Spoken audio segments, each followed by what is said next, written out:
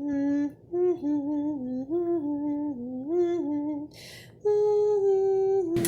guys, and welcome to Coffee Corner. It's so good to have you guys back. I was just finishing up brewing my cup of coffee, and for me this is a different cup than normal because, as you guys know, I don't normally drink anything in my coffee. I just drink it black, but oh, that's hot. But when we were at the store today, I picked up some, let me show you, some International Delight Almond Joy, and it is, I think, by far one of my favorite, like that International Delight is like my favorite brand of creamers. Don't buy it a ton because I just don't want to spend money on it, but Almond Joy is also like one of my favorites. I can't say it's my favorite because I think I have a lot of favorites when it comes to creamers, but like Almond Joy is sort of like my sentimental favorite because it reminds me of college days and like coffee time with my best friend from college. So yeah, I'm actually drinking my coffee with something in it today. I think it actually needs a little bit more. Hold on. It's there, that flavor's there, but like it just needs a touch bit more, like to bring out that full creaminess. Let me see.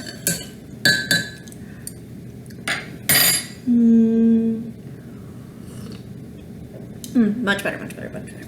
But yeah, so that's what's happening in coffee news today. I'm sure you guys wanted to know what type of creamer I was putting in my coffee, but whether you guys wanted to know or not, you got the full thing about what I'm putting in my coffee today. But yeah, so I mean, this makes me very happy. Like, Almond Joy creamer is almost like the same level of happy as pumpkin spice coffee is. Like, it's almost at the same level. I think the only difference is I can get Almond Joy creamer anytime throughout the year, and pumpkin spice is a seasonal thing. So I think that's the only difference. But so glad to have you guys here, and I would invite you, if you have been on my channel before, go ahead and give it a listen, and if you like it, check out some of my other videos and maybe even subscribe. We'd love to have you join our community. So, talking about our coffee, hope you have a cup of coffee with you as well. Sort of settle yourself down with that nice warm, I think, like, even in the middle of the summer, I like that coffee's warm. I don't know why. It's just a very comforting thing. But if you have your cup of coffee or tea or cider, as the case may be, let's go ahead and turn to Christ. Being honest with you, I don't know, the last few days in my devotions have been sort of, I don't know, it's been really hard for me to focus. And I think I mentioned this to you in a previous video. But it was just really hard to focus, and I really was sort of like, I don't really feel like I have anything to share with you guys. But in my devotions today, I came across something that I thought was interesting. Like, I don't necessarily think there's a particular like challenge or like thought of encouragement that I have specifically, but it's just something that I found that, I don't know, I found interesting, and I thought you guys might too. So we're actually talking about John the Baptist again today. I know we talked about him a few times ago, and I don't know, like, there's a lot about John the Baptist that you could talk about, and like, he's one of those like really, I don't know, a man's man sort of guy, you know, walking around like camping in the wilderness, wearing camel's hair, eating locusts and honey.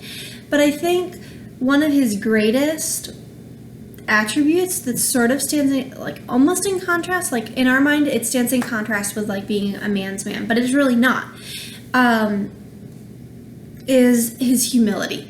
Because I was in John 3, like the last half of John 3 after the Nicodemus passage, and this is the passage where basically John's actually talking to his disciples. So he's not even, like, Jesus isn't even really involved, like directly involved in this conversation, although it's about it.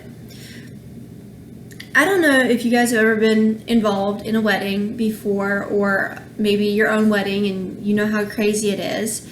And if you've ever been involved in a wedding, you know that two particular people in the wedding party normally have some bigger roles to play. You have the best man and the maid of honor. Now, I had the privilege of being a maid of honor in my best friend's wedding, and then my sister was able to be my maid of honor.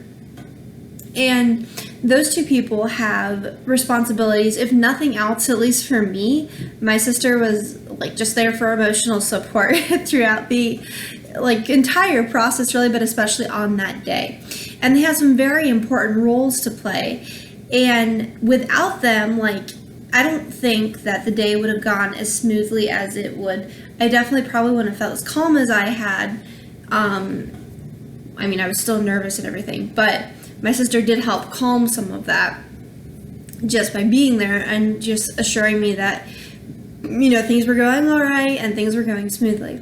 But at the end of the day, no matter how big of a role your best man plays or the maid of honor plays in a wedding, when it comes down to it, that the day is not about them. They don't have this grand ceremony saying how much work they put in to help make this wedding what it was. When it comes down to it, the wedding day is about the bride and the groom. Now, that doesn't say that the groomsmen, the best man or the maid of honor, didn't do a lot of work, but what the final focus is on the bride and the groom. And this is sort of the example that John gives. So basically, in John 2:22, John's disciples come to him and they're like, hey, that guy that you baptized a while back, Jesus? Well, he's getting all these disciples and he's baptizing too. And they're basically poking him to is this all right? He's taking all of our people. Everyone's going and following him. So what's going on? And John just comes back and says, a man can receive nothing except it has been given him from heaven. And I'm skipping around a little bit. And here's the example of the bride and the bridegroom. He that hath the bride is the bridegroom, but the friend of the bridegroom, which standeth and heareth him, rejoices greatly because of the bridegroom's voice. This my joy, therefore, is fulfilled. He must increase, but I must decrease. And I think I heard I must increase, or he must increase, I must decrease for a long time. And I knew John the Baptist said it, but I guess I had never read it in context. And that's what I found interesting, was John saying, and he uses the example of a groom and then basically the groom's friend, the best man. It's not all about the best man. The best man, who in John's example is basically John, is rejoicing because the groom's here and it's happening, and it's all about the groom and the bride. It's not about all the work that the friend of the groom put in. His rejoicing, his joy, is when the groom comes. And I don't know, for me it was just, I don't know, putting it into context was sort of, I don't know, interesting to me, because it was sort of it's in the context of humility. And I guess I always knew that, but I think putting it into context even broadened that scope a little more, because I don't know about you, but I struggle with, looking at other people and what they're doing and what God's given them and their success in ministry or job or their family or whatever. And sometimes I'm I just wish I could be like them. I just wish I could have that type of success or that type of ministry or whatever the case may be. And basically, John's saying, I don't care. I'm just God's tool. What ultimately matters is Christ. It's Christ's work that ultimately matters. And I'm just the groomsman. The bridesmaid ladies, we're just the bridesmaids. At the end of the day, it's all about Christ, and it's all about Christ's work. And I think John's example here is best lived out in the life of Paul, because in Philippians, Paul is in prison, and there are people that are going out, that are preaching, that are winning souls, sort of despite Paul, because Paul can't do any of this. or at least not as actively, or not in public because he's in prison. And Paul writes to Philippians, he's like, I don't care. Like, I don't care why they're doing it. I don't care what their reasoning is behind it. You know, if they're doing it because they're my friend or they're doing it out of spite. It doesn't matter as long as people are being won to Christ and God's cause is being furthered. And to me, that's like just an awesome thought. And like, I'm so far from that because so many times I get caught up in the petty, like, well, I want a successful ministry. I want success. And John's just reminding them, like, rejoice in success. You know, rejoice in it, but it doesn't have to be your success. Success is measured in God's work going forward. And for him, like, he's comparing himself in Christ. Like, obviously, I must increase, or he must increase, I must decrease. But I think, practically speaking, I think that idea of he must increase, I must decrease is seen most practically in our lives with how we react to someone else's success, particularly in ministry, whether it's a Sunday school or a church program or, you know, another pastor. I think practically speaking, we can see, is Christ decreasing or increasing in my life? Am I happy and rejoicing in the success of another ministry because whether or not that's my doing or someone else's, Christ's work is being furthered.